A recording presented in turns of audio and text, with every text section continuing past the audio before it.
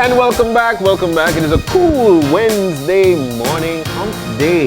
And we're now venturing off into our second conversation for the morning, International Customs Day.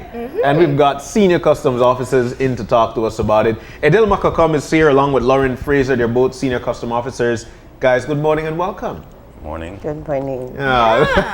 She feels cool. You feel cool, you feel cool. Yeah, I'm cool. No, I'm cool. we want to, let's jump on into it. International Customs Day, what is this about and how long so far we've been celebrating International Customs Day? Okay, so first of all, we just like to give you a warm thank you on behalf of the Comptroller of Customs and the entire staff for giving us this opportunity to come here today to talk to you about International Customs Day. Yeah.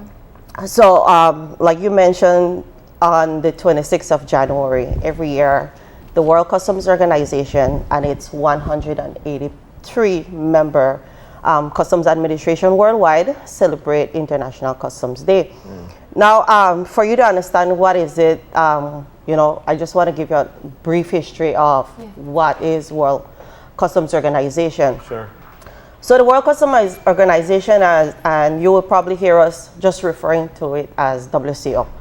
It was first established in 1952, and it was established under the name the Customs Council Corporation, the Customs Corporation Council. Now, the mission of this council was basically to enhance the efficiency and effectiveness of customs administration worldwide. Yeah. And it went on ahead in 1994, and that is when it adopted the name the World Customs Organization. So what basically they do is they provide its members with international instrument, and this sets out the procedure under which customs administration worldwide can adopt so that they can harmonize all the procedures worldwide. And they also provide us with technical assistance and service training, and they enhance the capacity of the staff of this administration. Now, Belize have become a member of this international body on the 22nd of April 2008. So since 2008, we have become a member of the World Customs Organization. Wow. And so this And year, what's been the implication since you have become a part of this group? Like I mentioned, the instrument, the international instrument sets out the procedure or the guidelines under which we work. And so basically it's there for you to adopt as an administration because they want to make sure that the procedure is harmonized worldwide. So wherever you go and you're doing business, you're expected to see the same procedure being carried out by customs administration. And so, yes, we have joined and we have benefit very much from capacity building from this organization. On a day like World Customs Day, it really gives us an opportunity to understand more about the role that you play in our society. And while very often your customs officer is somebody who you either really love or really don't like, and just based on being able to enforce regulations that already exist. So talk to us about when you explain to people how important the role of the Customs Department is in the larger context of the country's development. How do you explain that to people? And so basically that's what ties into the theme. Because every year we celebrate this day under a theme. So now this year it is customs fostering sustainability for people, prosperity, and the planet. And so, everybody is going eco-friendly and green. And so this is where, so basically when we're gonna go about explaining what the theme means, we're also gonna be highlighting what is it that we do in terms of contributing to these actions, because they're actually actions. And so the first one is saying we're fostering sustainability for people. Now, how do we protect our citizens? When you think about custom, people say, oh, how do you protect people? All you do is you look in people's luggage and their bags and you take away our stuff. But this is basically our way of protecting the citizen because we have what is referred to as agency duties. So everything that comes in that could negatively affect the citizen of the country is restricted in some way or the other by different government agencies.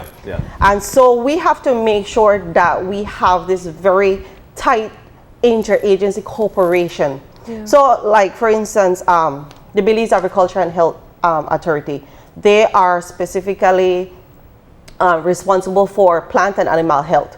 And so everything that comes in respect of food, whether it's plant or animal, they are the ones who are responsible to say, okay, this is able to come in, this cannot come in because there's some plant disease, there's animal disease.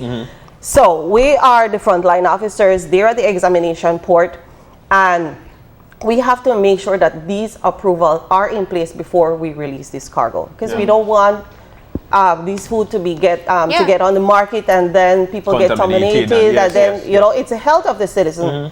And so it's these agencies. We have like FIU, so they fight against transnational crime and terrorism, money laundering, financial crime. And so we have to make sure that we partner with them to say, whenever we're examining any cargo, we're checking a vehicle at the port of entry, there's large amount of money coming in that people cannot really ascertain as to where the source of income is. So we have to make sure that we get in contact with them, we follow their procedures to make sure that these monies are not used to fund these terrorism act, because it's not only about protecting the people within Belize, but protecting people overall. Of course. And we have the police department, and so they're responsible for the illegal importation of firearms, arms, bombs, illicit drugs. And so whenever we come in contact, we're not exporting these things, so we have to make sure that we rely on the expertise of these departments to say, okay, this is how you're going to deal when you come in contact with arms and ammunition. These are the requirements. If you want to bring it legally, you know, you need your permit from the Commissioner of Police, you need your letter saying that you have been approved to have a gun license. And so they literally lay out these procedures that we're going to use to make sure that our people within the country are protected. Of course. You know, and I think what you have stated is so important, because so often we just look at a customs officer at what they may or may not charge you in terms of taxes entering into the country with specific goods. But you're such a critical check and balance at entry points in being able to ensure that some of the really negative things don't come into the country, don't go beyond that port itself. Baja is a really great example. I mean, we don't want many of the diseases that can be brought in, and you are there tasked to ensure that you can prevent it as best as possible. So when you talk about it from that perspective, it really shows how critical your role is. I want to talk about locally how you work within the institution to uphold the standards that are important to making sure people see the integrity in what you do. Okay, so that would tie in with prosperity, which is the second part of the team. And so that also have external cooperation, and we have internal system that helps us to make sure that we're doing what we're supposed to do. Yes, when it comes to prosperity and our role in contributing to locally in our country, Customs is tasked with upholding fair trade practices, and through that Customs itself too is responsible for contributing to economic growth by us being responsible for more than 50% of what the revenue that's collected annually is expected. That's one of our main traditional roles. Our other traditional role is enforcement. When you see our officers out there doing checkpoints and being in those remote areas, and it's not just because they want to take away your bear or wanting to be mean, but it also contributes to local investment.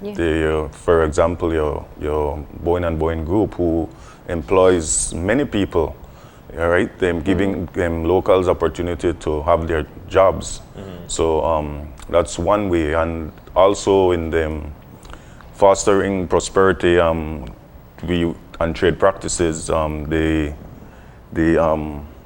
we try to promote legitimate trade practices, and that's being rewarded through our trusted trader programs, where companies signed up, and they get faster release times. They get less intervention by customs. Okay.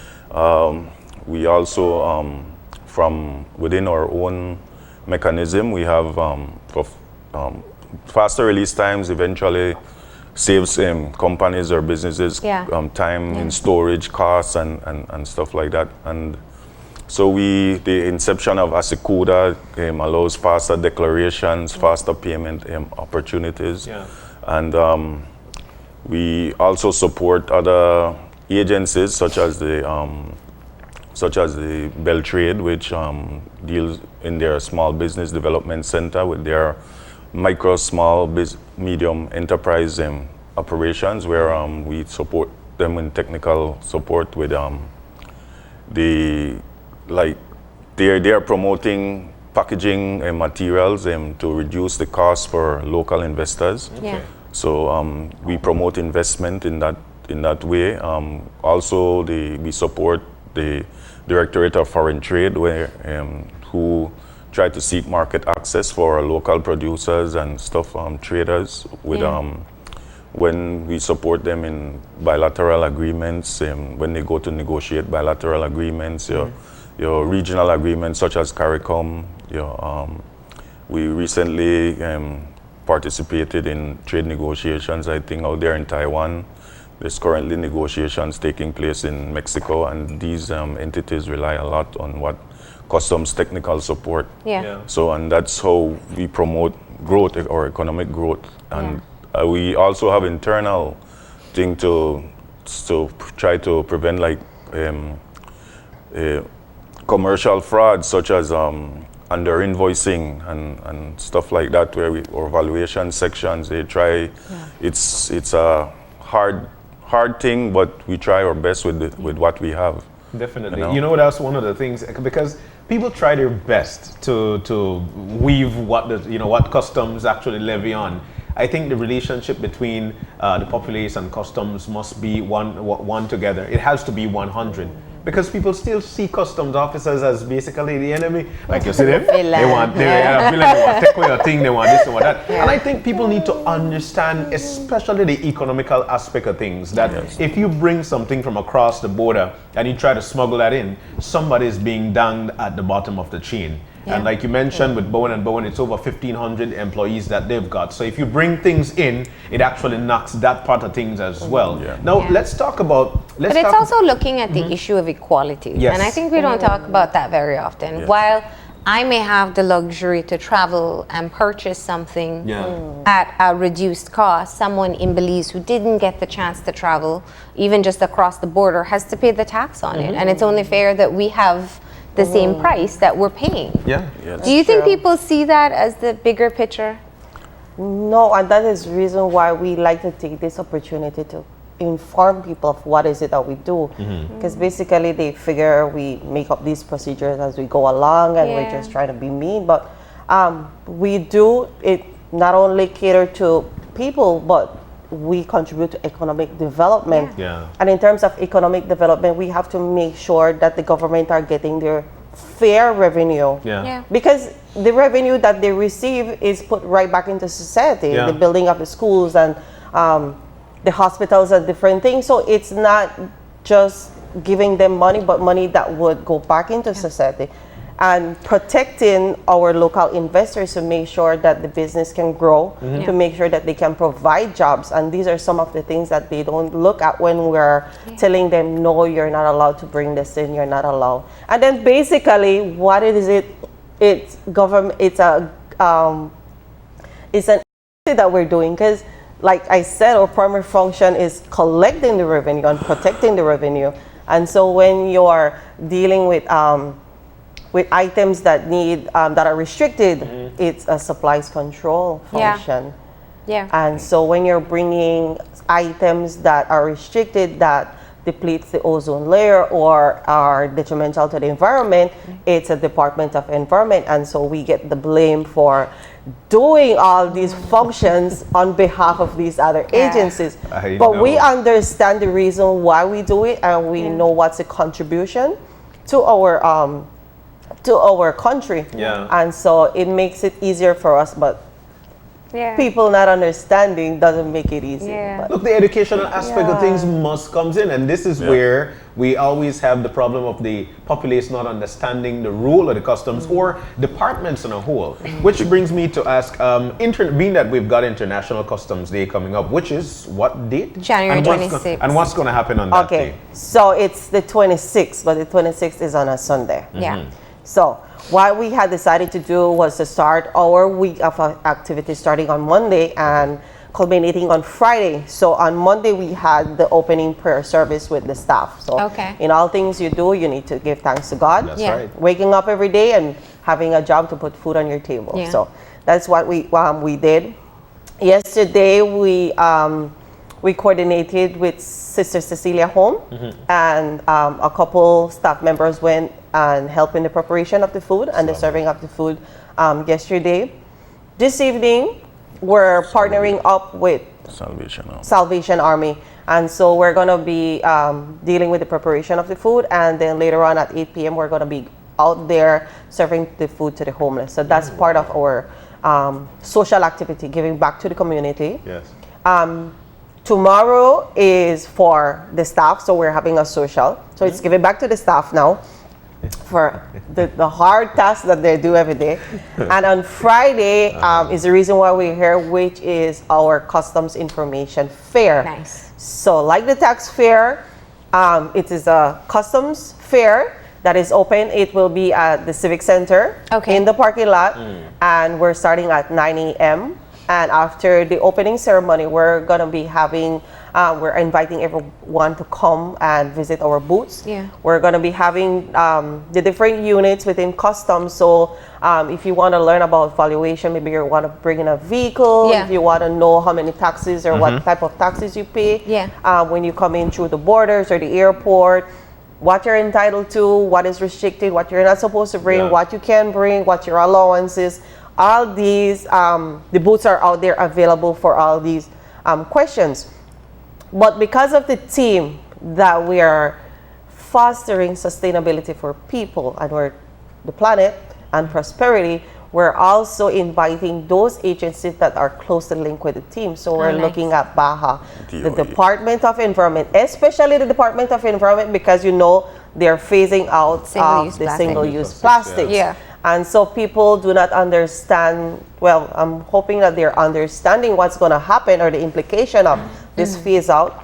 So for those small businesses who use these containers, they can come and get information on what's happening, what's the phase out process, and what's going to happen in terms of what would be their next option. And so we're having Beltrade. From Beltrade, it's the Small Business Development Center. And specifically, they're going to speak on their program, which is the micro, small, medium enterprise, and how you can register with them in order to bring in your packaging and your labeling material duty-free. Lovely. So it's all geared towards economic development, social health, and also protection of the environment. So that event takes place on Friday in Belize City. Yes. And that is from 9 a.m. until? 3. 9 to 3. Right. And we're going to have raffles, so we're going to make sure that Raffles it's worth. Yeah, we have a lot. Car? I just ask. Let me call Belize Diesel and see. Imagine if we can get a 2022 to Hilux out there. That would be awesome. But no, we're not there yet. Okay. 2029. But it is going to be interactive. That's what you're saying. And so you can get information from the different booths, raffles, and more importantly, just understanding the scope of the work that you guys do. Yes. Nice. All right. Well, thank you for coming in and telling us all about it. And we do hope that people make use of the opportunity to go out on Friday to learn more. And best of luck as you continue your celebration for this week. Thank you. All right. We're going to go ahead and take that break. Before we take that break, I'd like to ask, any one of you interested in opera? Anybody in opera? Where you sing your heart so. Anybody? But I'll tell you what, if you're not interested, or even if you are, stay with us because we've got a pro coming up in just a few, the auditions. They'll tell you exactly where to go. We'll take this break. We'll be right back.